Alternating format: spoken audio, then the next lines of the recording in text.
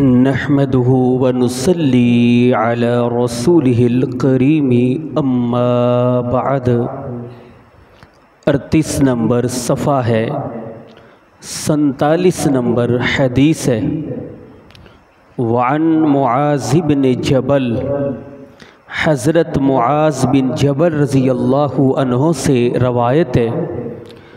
क़ाला, उन्होंने कहा, समिअतु रसूल अल्लाह, मैंने सुना रसूलुल्लाह सल्लल्लाहु अलैहि वसल्लम से, यक़ूलु, आप फरमाते हैं, मन लक़ी अल्लाह, जिसने मुलाकात की अल्लाह से, ला युशरिकु बिही शैया, नहीं वो शरीक ठहराता था उसके साथ किसी चीज़ को, व युसल्लिल खम्स, और वो नमाज़ पढ़ता 5, व यसूम रमज़ान, और वो रोज़े रखता रमज़ान के, गुफ़िर लहू, बख्श दिया जाएगा उसके लिए।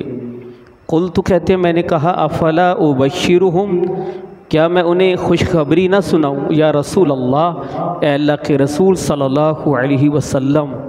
क़ाला, आपने फरमाया, दअहुम, इन्हें छोड़ दें, यामलू, के ये अमल करते रहें। रवाहु अहमद, ये मुस्नद अहमद में 22,028 नंबर हदीस है।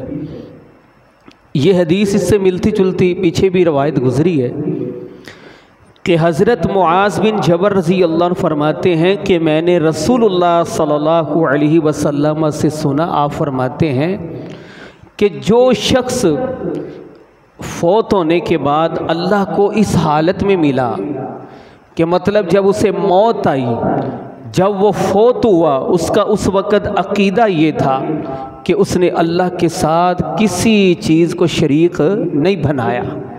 पहली बात कि उसके अक़ीदे में शिरक नहीं, और साथ इस हदीस में मज़ीद वजाहत भी है कि वह युसल्लिल खम्स, और उसने 5 नमाज़ें पढ़ी, अदा की, वो 5 वक़्त का नमाजी हुआ।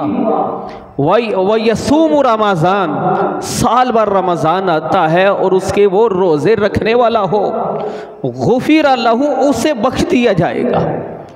मोहतरम साथियों, समझ आई कि पहली बात के अक़ीदे में शिरक ना हो।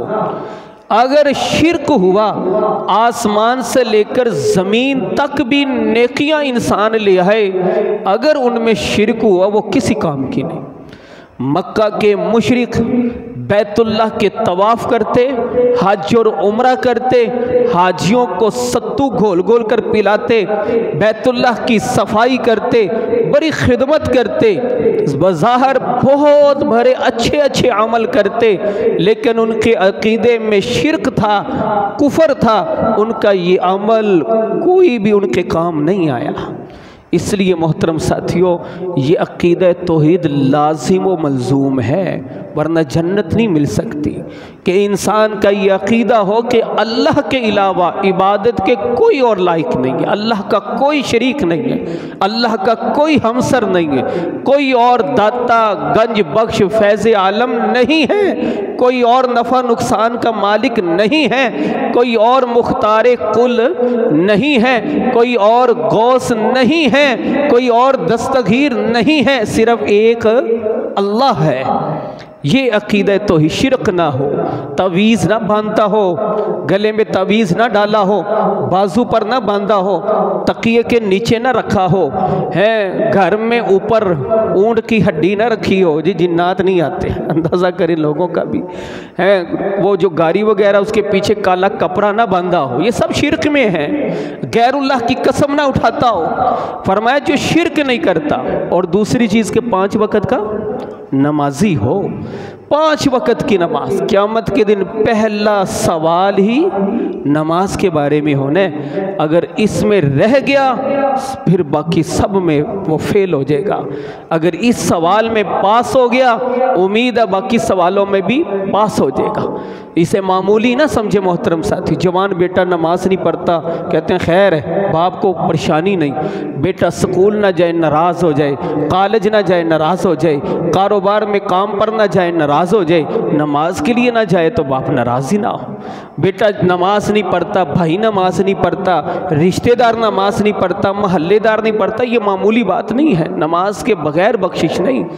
और जो नमाज पढ़ता है ना, नमाज जनाजा भी उसके हक़ में तब भी कबूल होती है। जो बंदा अपनी ज़िंदगी में नमाज नहीं ना पढ़ता, जितनी मर्ज़ी नमाज जनाजा पढ़ लें कोई फ़ायदा नहीं है। 5 वक़्त का नमाजी हो, व यसूम रमज़ान, साल भर रमज़ान के रोज़े भी रखता हो। बहाने ना बनाए मुझे ये प्यास बड़ी लगती है, रोज़े की हालत में प्यास तो लगती है जी, मैं मज़दूरी करता हूँ, उसकी वो कोई तकसीम करे, रोज़े की हालत में इतनी मेहनत ना करे, रात को कर ले। यानी कि रमज़ान के रोज़े भी रखता हो, फरमाए उसे बख्श दिया जाएगा, उसके लिए जन्नत है। तो हज़रत मुआज़ फरमाने लगे, क्या मैं लोगों को ये खुशखबरी ना सुनाऊँ?